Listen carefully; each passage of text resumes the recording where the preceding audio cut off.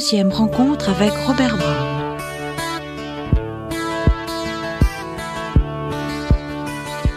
Robert Brown, bonjour. Nous allons aujourd'hui nous replonger dans l'histoire de ta famille. Nous en étions arrivés au moment où ton père et ta mère s'étaient mariés, c'était en 1924.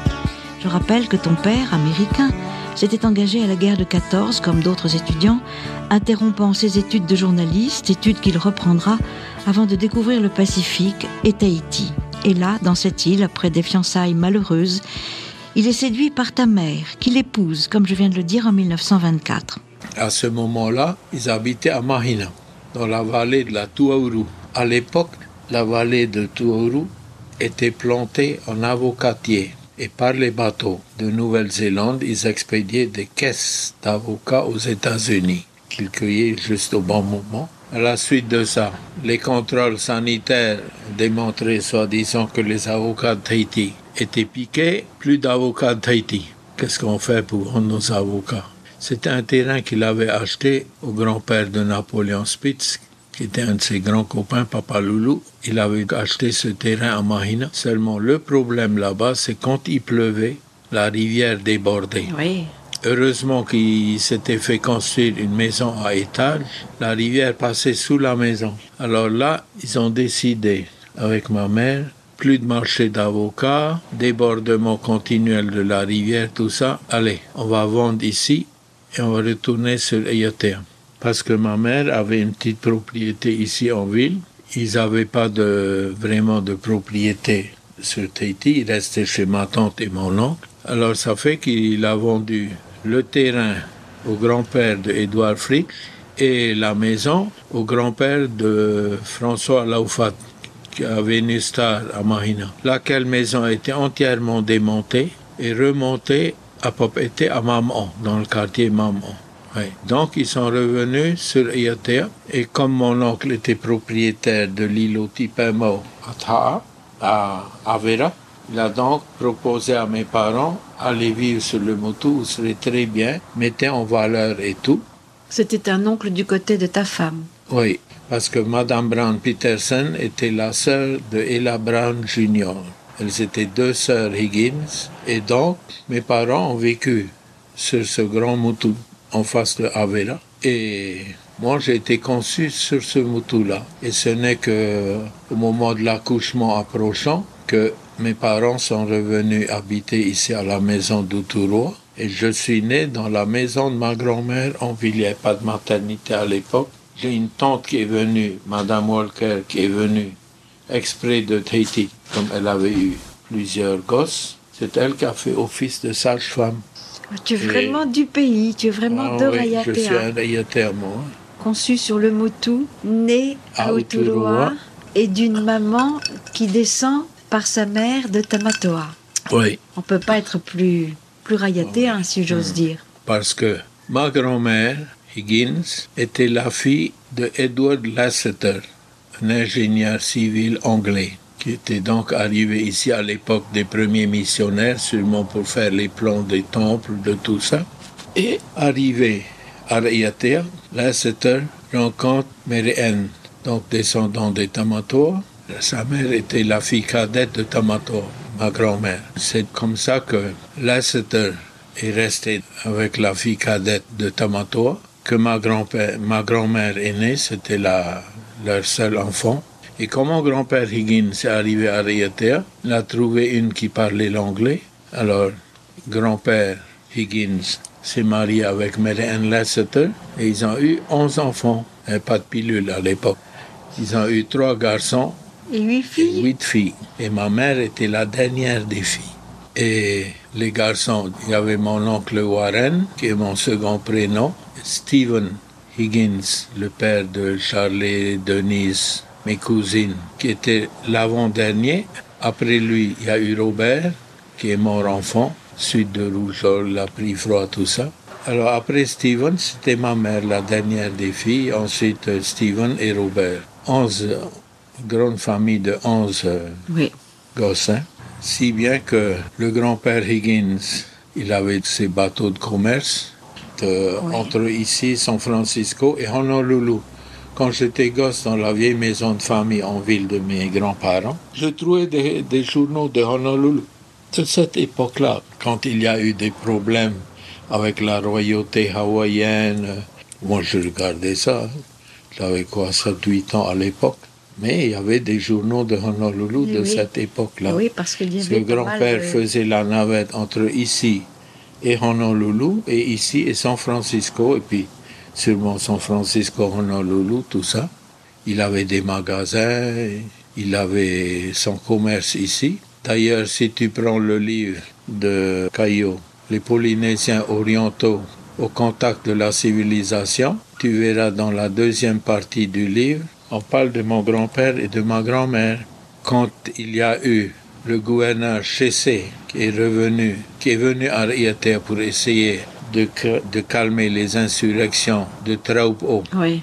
Ma grand-mère était l'intermédiaire entre le reste des partisans ici à Autoroa et la reine qui était à Avera. Et ils ont même voulu nommer ma grand-mère reine, et mon grand-père n'a pas voulu. Il a dit non, je suis américain, j'ai un commerce ici, je n'ai pas envie d'avoir des pépés avec les Français. Mais il y a toute l'histoire de cette époque-là dans le bouquin de Eugène Caillot, Les Polynésiens. À la première partie, c'est plutôt local. Deuxième partie, alors c'était le séjour de Chessé, et la troisième partie, des photos, tout ça, dans ce bouquin Et je suis tombé dessus, par hasard, je préparais un rallye automobile. Et à la librairie Thiers, sur le front de mer à Papeete, je m'arrête, je potasse un peu les bouquins, et je vois, ça m'intéresse, je vais acheter celui-là comme un bouquin de référence. Et c'est comme ça que j'ai vu que ma grand-mère et le grand-père de Paulet, Alexandre Graff, interprète des tribunaux de Papeete, se connaissaient à l'époque puisque Graff était avec le gouverneur Chessé et ma grand-mère était servie d'intermédiaire. Elle allait à pied à Avera. Pour l'accompagner, Robert, l'accompagner en musique, écoute ce Ute Te Mehani interprété par Esther.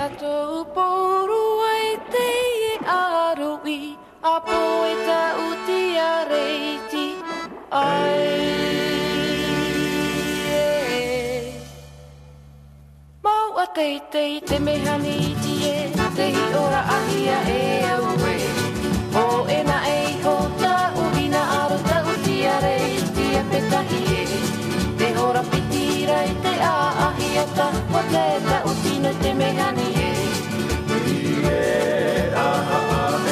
mo a te te mehani e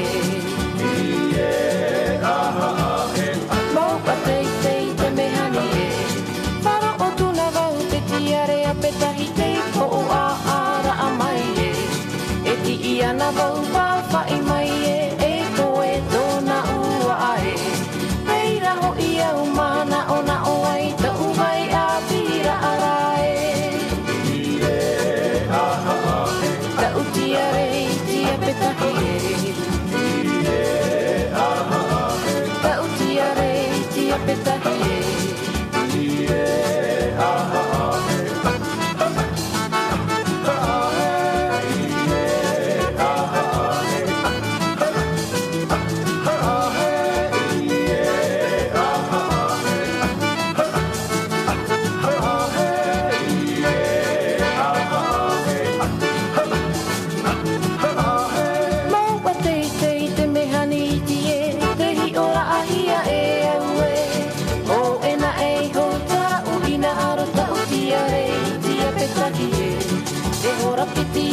te a ahia tangwa te ta utino te mehani e mau pa te te mehani e mau pa te te mehani e para o tuna vau te tiare a petahi te ko o a ara a mai e ti ia na vau pa i mai e ko e tona ua ai reira ho ia umana ona o ai to uwai a pira ara ta utia rei tia petahi ta utia rei tia petahi ta tau poru ai te e arogi a poeta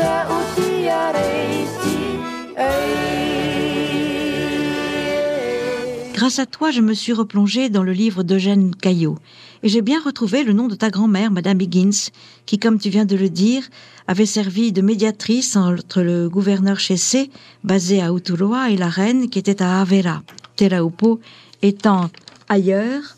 On ne sait pas exactement où, car il se cachait et était introuvable tant il était protégé par ses partisans. Ce récit m'a beaucoup intéressé et un détail m'a amusé. Caillot et les gens de son époque ont composé, inventé pour l'occasion, un adjectif, teraupiste. Les fidèles de Teraupo étaient des teraupistes, et cet adjectif qualifie les côtes sur lesquelles ils se déplaçaient de Tara ou de Wainé vers Rayatea, comme les gens eux-mêmes. Ce fut en tout cas une période de troubles difficile à vivre aux îles sous le vent, et ta grand-mère a dû en faire des allées et venues entre Uturoa et Avera. Je voulais dire, il y a un moment que c'est comique, le grand-père de ma femme, Marcel Graff, qui était interprète des tribunaux auprès de Chessé, qui a discuté avec ma grand-mère, n'a jamais pensé qu'un jour les petits-enfants se marieraient, Paulet et puis moi-même. Autre chose, c'est que le frère de Marcel Graff, tonton Alexandre, qui était administrateur des colonies en Afrique, il a épousé Marie-Thérèse Chessé, la fille du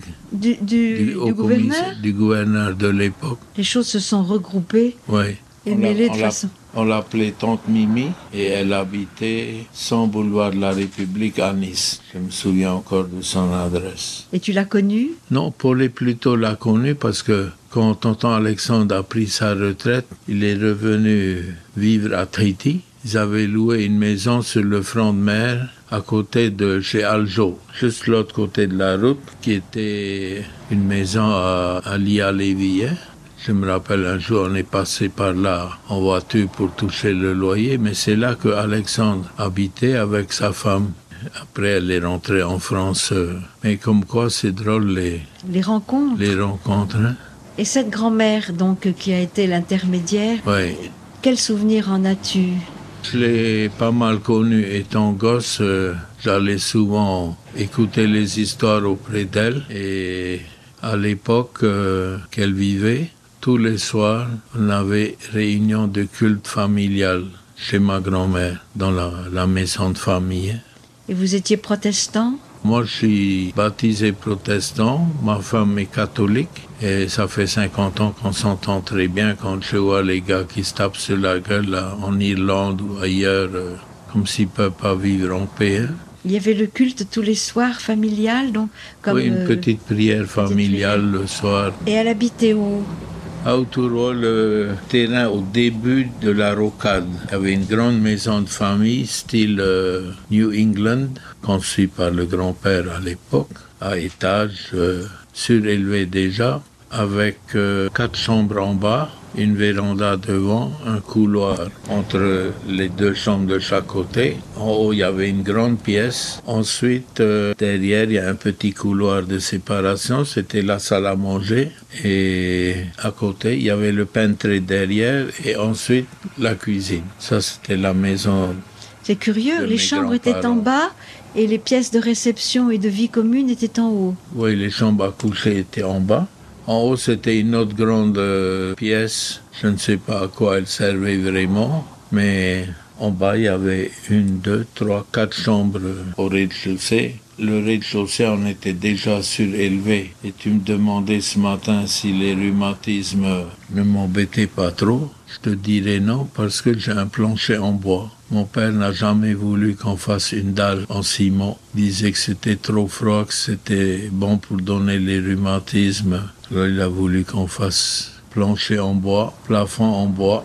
Ça, c'était les anciennes normes. Entre le plancher et le plafond, 3 mètres. Autrefois, c'était obligatoire. Oui. Maintenant, ils vous font des pièces. On est écrasé. Hein? Et il y en a qui se posent la question des fois, comment qu'il fait bon ici. Il y a une hauteur de plafond qui est suffisante pour que l'air circule. Ceux qui avaient prévu ça à l'époque, c'était pas pour rien. Hein? Mais maintenant, comme ils construisent beaucoup en contreplaqué, alors ils sont obligés de se limiter sur les tailles des planches en contreplaqué. Et les maisons de construction moderne sont certes plus confortables, agencées de façon plus commode, mais elles n'ont jamais eu le charme de ces maisons à étages dites coloniales. Mais nous n'allons pas jouer encore une fois les nostalgiques, Robert. Quoique, écoute ce chant composé par Eddie Land en 1957.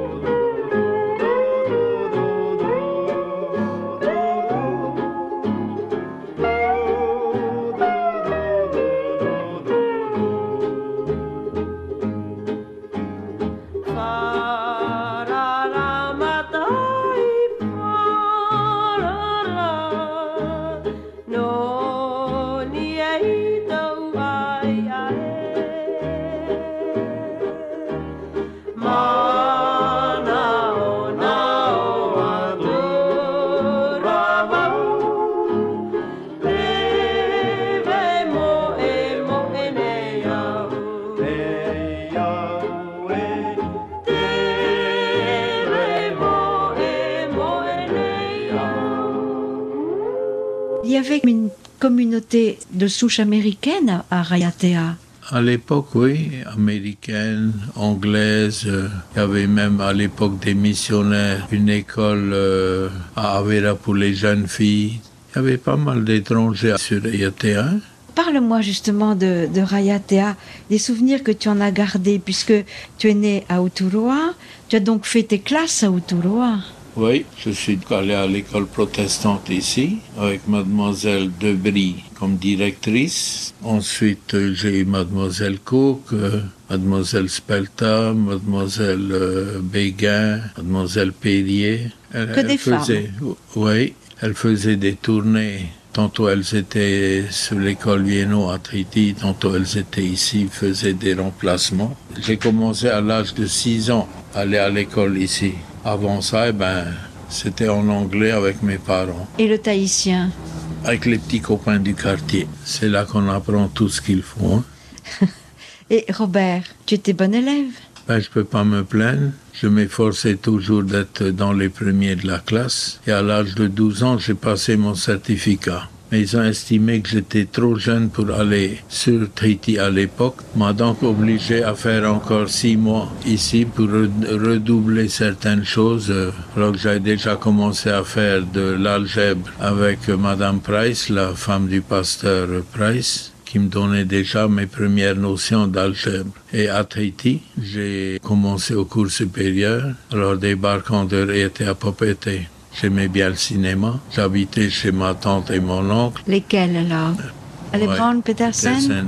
Et puis, j'ai demandé à être en pension parce que j'estimais qu'on travaillait mieux en pension. Il y avait des heures d'études fixes, tout ça. Et en fin décembre d'une année, on avait beaucoup d'enfants malades à l'école. Donc, pour ne pas obliger les plus anciens à doubler toute une année encore. Aux vacances de Pâques de l'année suivante, on a décidé de refaire passer des examens et puis ceux qui étaient les meilleurs pourraient passer 2 classes. J'ai pris la goélette pour venir passer mes vacances de Pâques ici. Puis quand je suis rentré, le directeur, le pasteur Charpier, qui était suisse, m'a dit, tu sais, tu passes en 2e année. Je dis quoi? William en premier, toi 2e.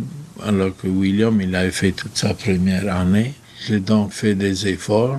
Il m'a dit, tu peux passer ton BE en 2 ans au lieu de 3. Tu es capable, à toi de travailler. Comme je n'aimais pas la pension, mais je reconnaissais que c'était le meilleur coin pour travailler avec des heures d'études fixes, tout ça et tout. C'est comme ça que j'ai quitté l'école le 13 décembre 1945. Avec le brevet. Avec le brevet. Et j'aurais voulu partir, continuer mes études aux États-Unis, mais mes parents n'avaient pas les moyens à l'époque. Alors c'est comme ça que j'ai été travailler au ravitaillement, au lieu de m'ennuyer à rien faire. Bien sûr. Et ton père n'a jamais repris sa carrière de journaliste? Il n'a jamais voulu écrire ni quoi faire Il était très bien ici. Mais il vivait de quoi alors? Il avait sa retraite d'ancien combattant américain. Et puis, entre-temps, le 14 février 1936, il a eu l'occasion d'acheter une propriété à Taha, une petite propriété de 245 hectares. Ah mon Dieu! Qui avait le copra, tout ça, qui rentrait tous les mois.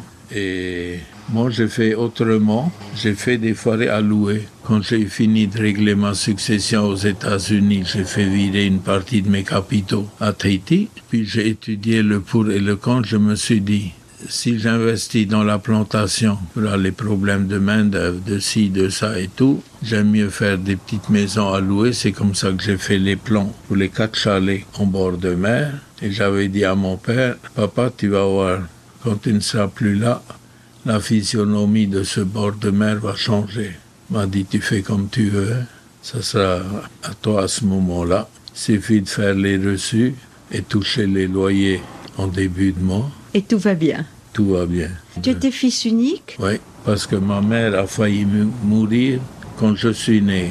La tante Teresa, Madame Walker, qui habitait la vallée de Hamuta, elle avait une flopée de gosses aussi. Elle est venue en bateau à Riete pour faire la sage-femme, pour me mettre au monde. Il y a eu un petit problème, c'est que 3 jours après ma naissance, le placenta n'était pas encore sorti. Il a fallu emmener ma mère au petit hôpital qu'il y avait ici à l'époque. Ils ont fait tout ce qu'il fallait. Heureusement qu'elle n'a pas attrapé une infection, parce que ça aurait très bien pu se faire. Alors mon père a dit, j'ai mon fils, ça me suffit. J'ai pas envie de perdre ma femme. C'est comme ça que je me suis retrouvé fils unique. Tu parlais tout à l'heure de ton oncle et de ta tante. Tu as parlé de Charlie Brown Petersen? Oui, oui. Tu as bon souvenir de lui? Ah oui. C'était un homme assez grand.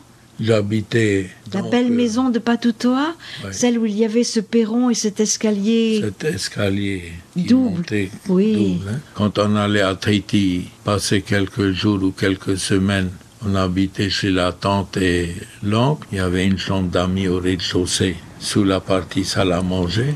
En haut, il y avait 2 grandes chambres, celle de mon oncle et de l'autre côté, celle de Charlotte, une cousine. Tante avait son divan sur la véranda et derrière, alors il y avait les 2 chambres, les 2 salles de bain, un petit parloir au milieu et derrière, il y avait une grande salle à manger pour le Thanksgiving, toutes les grandes fêtes, la cuisine à côté et une petite salle à manger derrière dont on pouvait voir les bateaux passer quand ils arrivaient des Tuamotu et tout.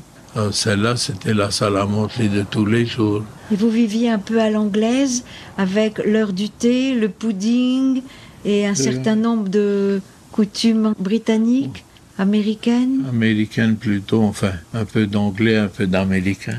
Mais on était très bien là. Alors quand je suis rentré en pension, les dimanches où on était de sortie, je sortais, j'allais chez mon oncle et ma tante et des fois on allait à Papéry, à la plantation de mon oncle, très grande plantation, 600 hectares.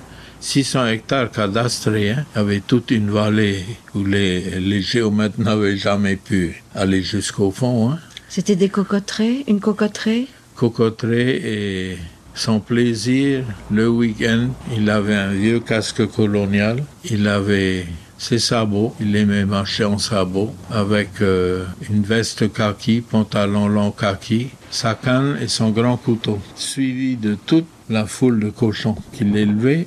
Quand il y avait des cocos qui tombaient par terre, paf, un coup de coupe-coupe, et les cochons s'amusaient à les manger, à les... ouais. Hein? Et comme ça, tous les week-ends, il faisait le tour de sa plantation, couper les cocos qui étaient tombés par terre, que les rats avaient fait des trous dedans. Alors lui, au lieu de laisser gaspiller, tac. Il les coupait, il les donnait à manger aux cochons. Et c'était lui aussi qui était charpentier de marine? Dans sa jeunesse, et qui a investi dans le bloc Weimar. Enfin, c'est-à-dire, il avait le terrain, il a racheté des parts du terrain, qui était le terrain de la société allemande qui avait été séquestrée en 1914, quand les Allemands sont rentrés en guerre. Ça s'appelait la SEO.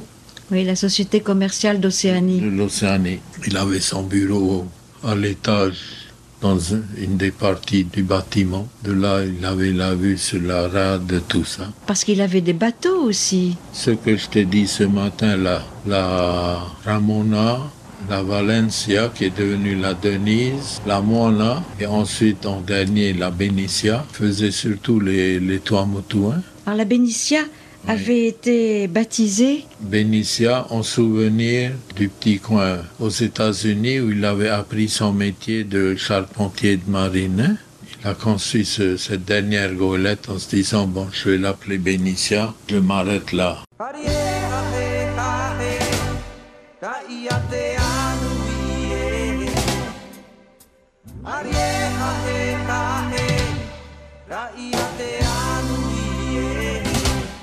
Amaeva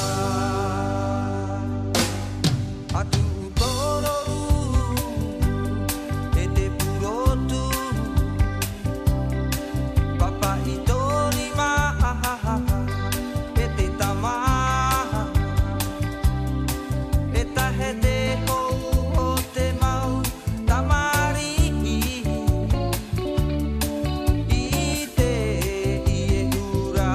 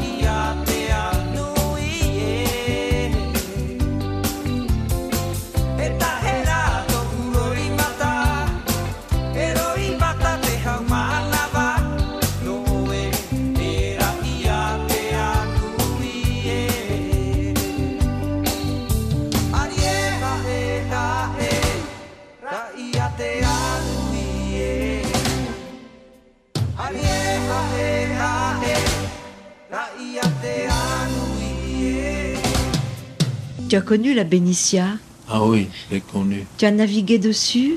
Oui, je suis même allé à Bora Bora en 1942 avec mon oncle qui allait récupérer des plaques de tôle, tout ça, que les TP à Tahiti avaient besoin. Il est passé par ici, m'a dit de venir à Bora avec moi. Je dis ok tonton, on est parti. J'ai passé 4 jours à Bora Bora. J'avais plein de copains américains qui venaient me chercher. Un des ingénieurs qui avait monté la piste de Bora Bora, ils étaient 2. Il y avait Garcia et Reinhardt. Reinhardt venait me chercher avec sa Jeep.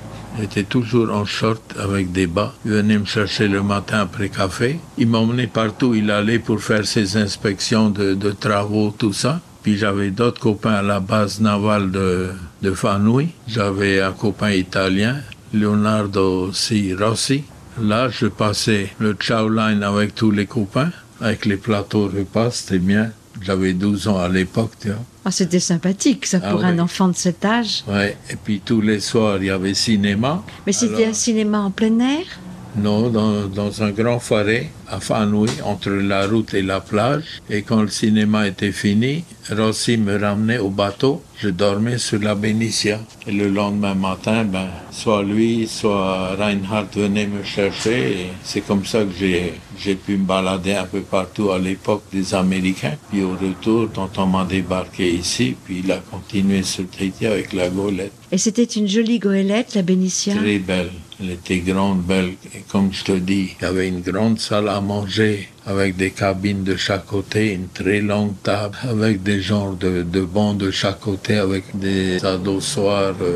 Mais c'était une belle goélette. Oui, une goélette qui transportait aussi bien du fret que des passagers. Oui, au début, c'était surtout passagers. Et après, ils ont commencé à faire les Tuamotu avec. Ça a été loué par les frères Mervyn, John et Sam Mervyn. Mais celle-là, c'est vraiment ce qu'on pouvait appeler une goélette. Alors quand je vois dans les journaux, on parle de goélette, alors que c'est des vieux rafiots de rien du tout. Oui, mais on a gardé le nom. Parce que la goélette, on a toujours eu des goélettes entre Raiatea et Tahiti. Il y avait la Poti Raiatea, il y avait la Ruahatu, il y a eu la Vaitere. Plusieurs fois après les vacances, je suis rentré à Tahiti par la Vaitere, qui était aux établissements Donald à l'époque. Et quand on voit dans le dictionnaire la définition d'une goélette, avec ses deux mâts, un long mât à l'arrière et puis le plus petit à l'avant, et les phoques, le beaupré et tout, ça pour moi c'est une goélette, pas les bateaux à moteur qu'il y a eu par la suite.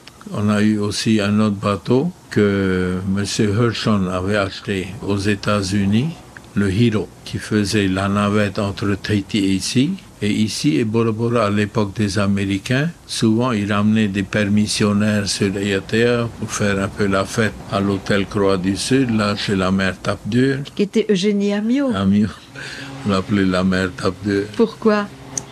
Un surnom qui lui est venu comme ça. Eh des fois, il y avait des soirées de dancing à l'hôtel Croix du Sud. Des fois, il y avait des bagarres. Enfin, ça mettait de l'animation dans le port.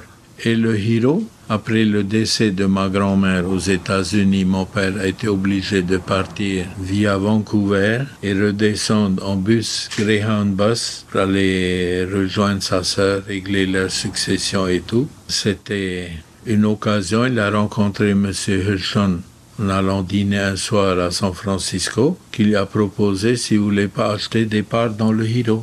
Mon père investit dans le Hiro et il touchait donc les dividendes. Ça nous aidait également. Et quand on recevait les relevés de compte, il me disait « Tiens, t'es bon en calcul, tu vérifies tout ça. » Et plus d'une fois, j'ai renvoyé les relevés de compte au avec bureau des erreurs. propriété avec des erreurs. D'ailleurs, la femme de, comment il s'appelle, un des fils, le boucher, marié avec une fille Nimo, elle me disait, je me rappelle toujours quand tu nous renvoyais les comptes que tu avais repéré des erreurs là-dedans. Alors, papa m'a dit, ce que j'ai investi dans le Hiro, j'ai retiré 3 fois ce que j'avais investi et à la vente du Hiro, j'ai récupéré mon capital. Bon, c'était une Donc, bonne c'était affaire. une bonne affaire, oui. Et le Hiro a été vendu à Sanquer, non? Non, je sais pas, des Chinois, je crois, plutôt à l'époque. Mais le Hiro était assez rapide, il quittait Tahiti à 6 heures du soir, à 6 heures le lendemain matin, on l'entendait siffler ici. Faisait bien sûr Huahine et Atea Bora. Mais il roulait beaucoup, je crois. Oui, parce qu'ils avaient rajouté une superstructure pour les couchettes du haut, mais il n'a jamais chaviré. Ça a été, les calculs ont été bien faits et tout. Et bien souvent, quand c'était la fin des vacances scolaires, je prenais le Hiro pour rentrer sur Tahiti, parce que beau temps ou mauvais temps, l'école commence à telle date, il fallait y aller. Et tu partais tout seul ou tu partais accompagné? Non, tout seul, comme un grand. Et on venait te chercher quand même? Ah oui, quand j'arrivais à Papeete, le chauffeur de la tente venait me récupérer sur le port de Papeete.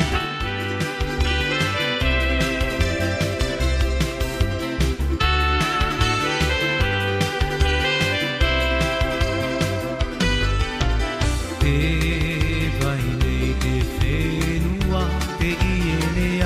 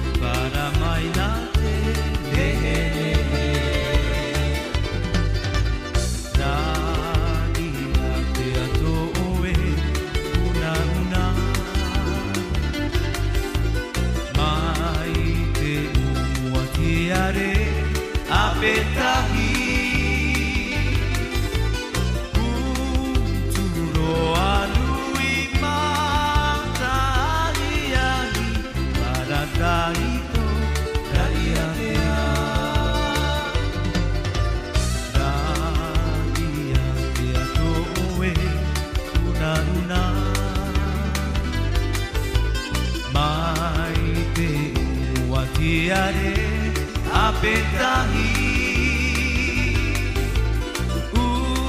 Uturoa nui matahiahi Paratahito raiatea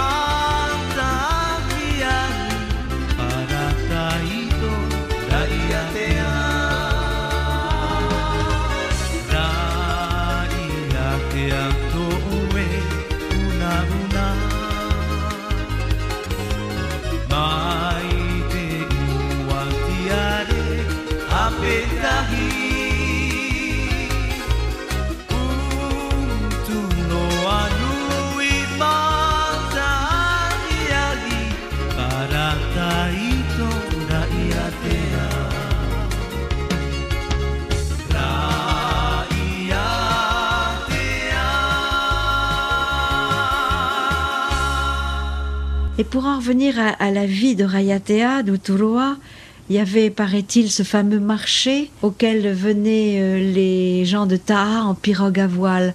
Oui. Est-ce que tu as souvenir de cela? Le marché, c'est bien plus tard. Il a été construit en 45, ça a commencé en 45, en 46 et en 47.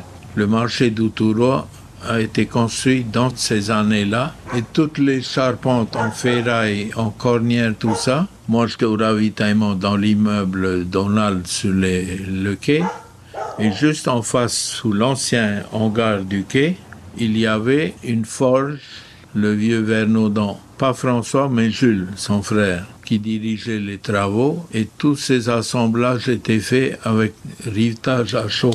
C'était solide, le vieux marché d'Uturoa. Bien sûr, à la longue, elle aurait pu durer plus longtemps s'ils avaient passé à l'anti-rouille et tout ça. De temps en temps, oui. Oui, mais ça a été construit simplement dans ces années-là. Bien sûr, avant ça, il y avait les marchés à poissons, tout ça, mais les gens de Taha venaient en pirogue à voile. Et l'après-midi, tu voyais le mercredi, c'était le jour de marché. Toutes les pirogues à voile repartaient sur Taha. C'était joli, hein? Et Raiatea a connu une période très prospère avec la vanille. Oui, à un moment donné, en 64-65, nous avions à Taha sur la plantation 14 planteurs de vanille. Ils avaient ils avaient 80% sur la récolte et nous, on avait 20%. Donc c'était avantageux pour eux. Pour eux, hein, ils étaient tranquilles. Ils avaient un terrain où ils pouvaient cultiver, planter. Et pour nous, le terrain était mis en valeur et ça nous faisait un rapport. Petit revenu. Oui, un revenu en même temps. Et vous avez fait vanille aussi en même temps que copra. Oui, copra et vanille. Et on a vu fleurir aussi à Uturoa ce qu'on appelle les farets vanilla, les farets qui étaient avec un peu une architecture particulière. Oh, c'était Jeanne, là. C'était plutôt à l'arrière qu'elle séchait sa vanille. Elle mettait les sacs au soleil dehors. Et dernièrement, j'ai vu dans la presse qu'il y a des petits voyous qui n'ont pas trouvé mieux que de voler sa vanille verte qui venait d'arriver de Taha et 2 jours après d'aller lui proposer de la vanille verte. Elle les a envoyées sur les roses. Elle a dit, j'achète pas de vanille verte à n'importe qui. J'achète chez les planteurs que je sais qu'ils ont des FAPU qui sont réguliers avec le service de l'économie rurale et tout. Mais je veux pas de votre vanille. Et 2-3 jours après, j'ai vu que la gendarmerie avait arrêté Les voleurs? Ouais, ils ont cru que on allait. Alors c'est là surtout qui est marqué en ville, Faré Vanilla. Les touristes qui veulent acheter de la vanille peuvent s'arrêter et acheter là. Mais tu as vu sécher la vanille souvent à Rayatea? Ah oui, derrière l'immeuble Puchon, il y avait tout un terrain inoccupé et l'arrière du magasin on l'appelait Farine, le frère de Jeanne, avant qu'il ait son faré ici à Tepua. Lui, il était boucher. C'est lui qui venait tuer nos bêtes à tas quand on avait besoin de faire tuer des bêtes. Et alors, dans ce terrain vague, derrière l'immeuble Puchon et l'arrière de chez Farine, c'est là que Jeanne mettait sa vanille à sécher au soleil. Avec la bonne odeur, le bon parfum qui se dégageait de ces séchoirs. Oui. Et tout à l'heure, tu as parlé de Monsieur Grosjean. Est-ce que c'était ce Monsieur Grosjean qui avait construit une sorte de téléphérique qui avait... C'était le fils. Les parents sont arrivés de France, le père Grosjean, sa femme et un cousin, Raymond Couture, qui s'appelait. Au début, ils avaient une petite centrale électrique ici sur Uturoa, là où se trouve l'église. Aujourd'hui, l'église d'Uturoa, c'était là qu'il y avait la petite centrale électrique. Or, les routes étaient à peine éclairées, mais enfin, ils étaient les premiers à monter cette centrale électrique à Uturoa, les Grosjean. Et ça se situait là, dans la cour où il y a l'église, ça n'allait pas jusque-là. Et notre joie le samedi après-midi, c'était d'aller avec la camionnette de l'usine ramasser les bourres de coco partout dans les plantations. On faisait du copra, on stockait les bourres de coco, et nous, pour la balade, on allait avec la camionnette, on ramassait, on jetait dans la camionnette quand c'était plein. Allez, on venait parce que c'était une machine à vapeur à l'époque. Et le soir, quand on allait au cinéma, on entendait tchouf, tchouf, tchouf, tchouf, tchouf, avec le grand volant et tout. Et ensuite, ils n'ont pas pu avoir des pièces pendant la guerre. Mais ils avaient acheté une propriété là, du côté de Toumara. Ils s'étaient fait une très jolie maison là-haut sur la montagne. Ils avaient installé un genre de funiculaire sur des rails qui montaient jusqu'en haut. Et ils ont capté une chute d'eau. Ils avaient donc leur électricité et des sacrés ingénieurs. Hein. Ah oui. Ils avaient tout ce qu'il fallait, l'outillage pour les grandes scies circulaires, les raboteuses, enfin tout ce qu'il fallait pour travailler. Alors ce qu'ils faisaient, le soir, ils avaient une vanne en bas, ils fermaient. Et dans la nuit, le bassin se remplissait d'eau. Et le lendemain matin, ils ouvraient la vanne et ils avaient la turbine qui fonctionnait avec l'électricité en courant continu et alternatif. Ils avaient les deux. Et je me rappelle toujours, un jour, nous sommes allés avec Raymond livrer leur nouveau frigidaire là-bas par le funiculaire. On a mis une grosse caisse là, le frigo dessus. Et puis, il fallait surtout ne pas se faire remorquer par le funiculaire, mais qu'est-ce que tu veux, hein? C'était tellement mieux de tenir dessus et de monter. Et alors, quand ça arrivait en haut, devant la maison, il y avait comme une grotte, ça rentrait, puis tac, ça s'arrêtait automatiquement. Et il y avait un escalier qui sortait par le côté. Donc, cette fois-là, on a arrêté avant de rentrer dans la grotte pour pouvoir débarquer le frigidaire. C'était très ingénieux quand même. Ah oui, très ingénieux. C'était des gens qui étaient faciles à vivre, agréables? Oui. Le grand-père Grosjean, lui, il venait en ville, c'était surtout lui qui venait faire les courses une fois par semaine. Et au ravitaillement, une fois, on a reçu des gros fromages de Nouvelle-Zélande. Alors tu vois ce que ça pouvait donner dans le hangar de Donald, sans plafonnage, sans climatisation. Les fromages, ils n'ont pas duré longtemps, on a été obligé de les foutre à la mer derrière. Mais je me rappelle toujours le jour où le grand-père Grosjean est venu au ravitaillement. Il dit, il y a du fromage? Je dis oui. Pique son doigt à travers la tôle. Et il suce? délicieux, pesément, je prends le tout. Alors là, il en a eu pour un moment. Hein. Il n'avait pas plus le moyen de le conserver que vous? Si, là-bas, ils Avec le avaient frigidaire? Oui, avec le frigidaire. Mais c'était à point hein, quand il a décidé de l'acheter.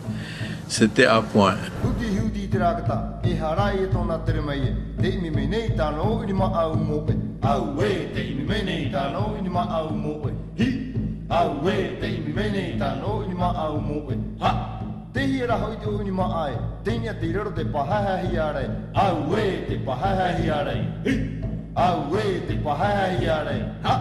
Whai tia tu ia o te ui a pitarawe e mamai e te o ini ma ai. Arawe nani a namuri mo nawa i roku e. Au e, mo te nawa i roku e. Hi! Au e, mo te nawa i roku e. Ha! Tapu pu e tamama. Oipa te reira na ai u. Arawe te hipa me ta papa romi ra ai. Au e, te ia papa to ini ma ai. Hi! Au e, te ia papa to ini ma ai. Ha! Whai tia tu ia o te ui a pitarawe e mamai e te o ini ma ai. Arawe nani a namuri mo nawa i roku e. Au e, mo te nawa i roku e. Hi! Au e, mo te nawa i roku e. Ha! Tapu pu e tamama. Oipa te reira na ai u. Arawe te hipa me ta papa romi ra ai. Au e, te ia papa to ini ma ai. Hi! Au e, te ia papa to ini ma ai. Ha! Hei raro! Iro e ato o wei ta urima tane to o we he heu te tai arire Iro to mamai, hi! Iro to papai, ha! apo he ai au i te au taharire mauhia e a uroa Iro to mamai, hi! Iro to papai, ha! matae tae to uina aru ia oe e hiro atu ta urima Ria, ria, ha, ha, ha, ria, ria, ha, ha, ha. hiro e atu o wei ta urima tane to o we he heu te tai arire Iro to mamai, hi! Iro to papai, ha! apo he ai au i te au tarire mauhia e a uroa Iro to mamai, hi! Iro to papai, ha! matae tae tō uhina aru ia oe e hiro atu ta urima Ria, ria, ha, ha, ha, ria, ria, ha, ha, ha. Matae tae tō uwina aru ia oe e hiro atu ta urima. Comme tu l'as entendu, Robert Brown, je n'ai choisi pour illustrer nos propos que des chansons, ou presque, qui toutes célébraient Raiatea.